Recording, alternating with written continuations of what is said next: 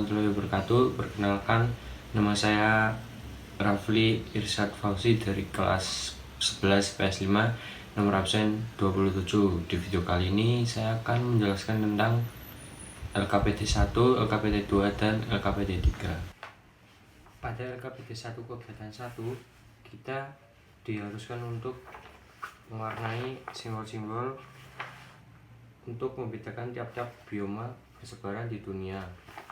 Ini ada hutan gugur. Saya mewarnai dengan warna merah.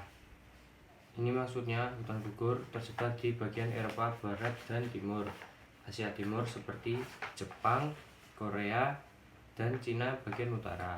Lalu Amerika Utara di bagian utara Amerika Serikat dan timur Kanada. Lalu ada hujan tropis. Saya mewarnai dengan warna putih. Di sini berarti persebarannya di Afrika dan Australia. Lalu ada padang rumput. Saya warnai dengan warna oranye. Di sini persebarannya di Afrika, Australia, dan Amerika. Selanjutnya ada tundra. Saya warnai dengan warna hitam. Berarti persebaran tundra berada di daerah kutub utara, yaitu berada di Greenland, dan kutub selatan yang berada di Australia. Lalu ada gurun. Saya warnai dengan warna hijau. Gurun tersebar di daerah Afrika Utara, berada di Sahara, Amerika Utara, dan Australia, yaitu Gibson. Ada taiga yang saya warnai dengan warna biru. Berarti taiga tersebar di bumi bagian utara, yaitu di Rusia dan Kanada. Lalu pada LKPD 1 kegiatan 2, kita harus menguraikan faktor-faktor utama yang mempengaruhi persebaran flora dan fauna di dunia dari hasil kesimpulan pada bahan utama. Faktor dari jawaban saya, faktor persebaran floranya yaitu yang mempengaruhi faktornya suhu, sinar matahari, kelembapan udara, curah hujan, tekstur tanah, faktor iklim, faktor edafik, faktor fisiografi, dan faktor makhluk hidup. Lalu jawaban saya mengenai faktor persebaran fauna yaitu tekanan populasi, perubahan habitat, faktor iklim, faktor edafik, faktor fisiografi, dan faktor makhluk hidup.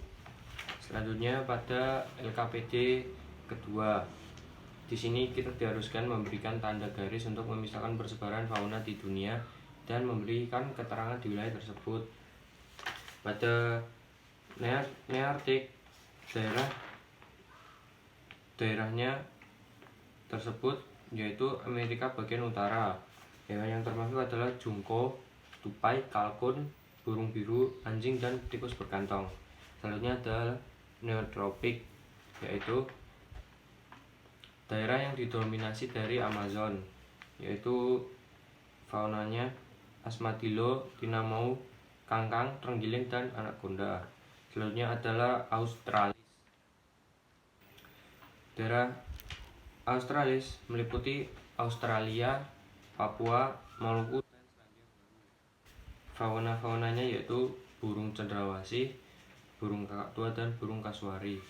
Selanjutnya adalah Oriental didominasi dari fauna hutan tropis. Contoh faunanya yaitu orangutan, burung bersiul, gibbon, harimau, dan gajah Sumatera. Selanjutnya adalah Paleartik didominasi oleh fauna herbivora atau pemakan tumbuhan. Hewannya yaitu unta, sapi, kambing, dan panda.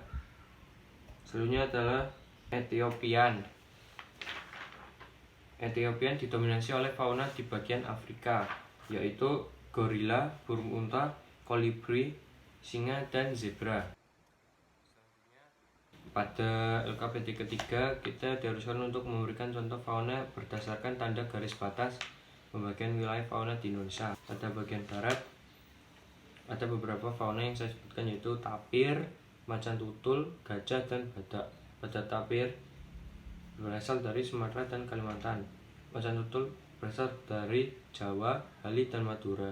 Gajah berasal dari Sumatera, badak berasal dari Sumatera dan Jawa.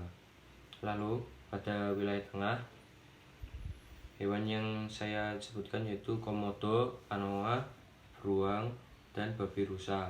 Komodo berasal dari Nusa Tenggara Timur, anoa berasal dari Sulawesi, beruang berasal dari Sulawesi, dan babi rusa berasal dari Sulawesi.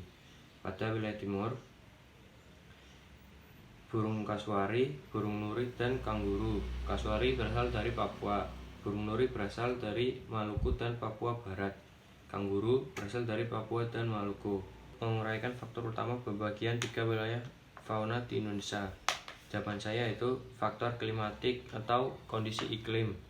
Habitat yang baik adalah wilayah yang tidak terlalu dingin dan tidak terlalu panas untuk fauna.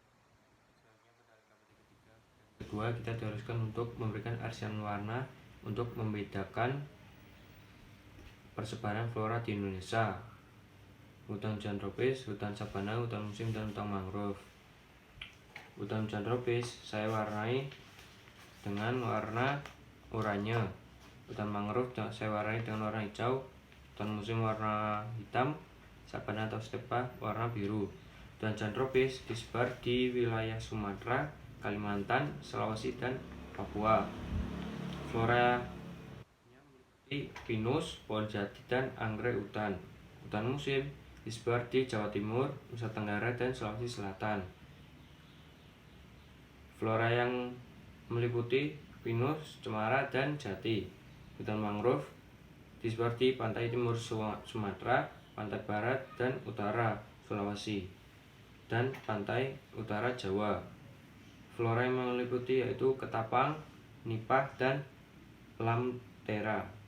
Sabana atau stepa disebar di Jawa Timur, Nusa Tenggara Timur, Pulau Flores, dan Pulau Timur. Flora yang meliputi yaitu kaktus, palem, dan rumput. Maaf, saya lupa menambahkan pada LKPD ketiga kegiatan 2 paling bawah ada faktor persebaran flora di Indonesia. Jawaban saya yaitu faktor iklim, faktor edafik, dan faktor geologi. Selanjutnya pada LKPD 4 kegiatan 1 kita diharuskan untuk menuliskan macam konservasi flora dan fauna sesuai referensi yang ada di buku bacaan atau internet. Konservasi adalah pelestarian atau perlindungan, atau lebih jelasnya melestarikan, melindungi, dan mengelola lingkungan dan sumber daya alam secara bijaksana. Macam-macam konservasi dibagi menjadi 2, yaitu in situ dan ex situ. In situ adalah upaya pelestarian keanekaragaman hayati baik berupa flora ataupun fauna yang dilakukan di habitat asli spesies tersebut. Contoh bentuk in situ adalah Suaka Marga Satwa, Cagar Alam, dan Taman Nasional. Ex situ adalah upaya pelestarian keanekaragaman hayati yang dilakukan bukan pada habitat aslinya tetapi bukan habitat buatan. Contoh bentuk ex situ adalah pelanggaran dan kebun binatang. Flora atau fauna yang konservasi bersama dengan masyarakat atau lembaga di masing-masing region pembagian wilayah. Pada subregion barat, flora atau fauna yang dikonservasi, jawaban saya yaitu orang utan, badak berjula 1, Rafflesia arnoldi, mauni, dan elang Jawa. Bentuk atau metode konservasinya itu metode konservasi in situ. Pengelolanya yaitu Taman Nasional Gunung Ormai, Suaka Marga Satwa, Taman Nasional Tanjung Puting, Kalimantan. Penanggung jawab pelaksananya yaitu Balai Besar Konservasi Sumber Daya Alam Jawa Timur, Kementerian Lingkungan Hidup, dan Kehutanan Republik Indonesia.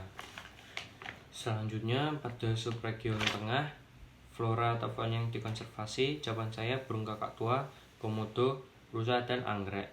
Bentuk konservasinya yaitu in situ dan ex situ. Pengelolanya Taman Nasional Pulau Komodo, Taman Nasional Tambora, dan Kebun Raya Lembor Lombok. Penanggung jawab pelaksananya Kementerian Lingkungan Hidup dan Kehutanan Republik Indonesia dan Dinas Lingkungan Hidup Lombok Timur. Pada subregion timur, flora atau fauna yang dikonservasi yaitu jawaban saya matoa, burung cendrawasih, dan belibis. Bentuk konservasinya in situ. Pengelolaannya Suaka Marga Satwa Pulau Manuk, Pegunungan Siklop Jayapura, dan penanggung jawab pelaksananya Balai Konservasi Sumber Daya Alam Maluku, dan UN Papua dan Papua Barat. Selanjutnya pada LKPD keempat, kegiatan kedua, kita diharuskan untuk menguraikan satu jenis flora atau fauna di masing-masing region yang berpotensi sebagai sumber daya alam. Pada subregion barat, saya menyebutkan mahoni yang berasal dari Jawa. Batang pohon mahoni biasanya dimanfaatkan oleh sebagian masyarakat untuk bahan bangunan dan mebel. Daunnya dapat dijadikan untuk peneduh karena daunnya lebat. Selanjutnya pada subregion tengah, saya menyebutkan cendana dari Nusa Tenggara Timur. Kayunya biasa digunakan untuk rempah-rempah, aromaterapi, dan campuran parfum. Selanjutnya pada subregion timur, saya menyebutkan matua berasal dari Papua. Manfaat matua kan kadar gula, menjaga kesehatan jantung, dan melancarkan pencernaan dan sebagainya. Mungkin sekian video yang bisa saya sampaikan. Bila ada salah kata dan salah jawaban, mohon dimaafkan. Wassalamualaikum warahmatullahi wabarakatuh.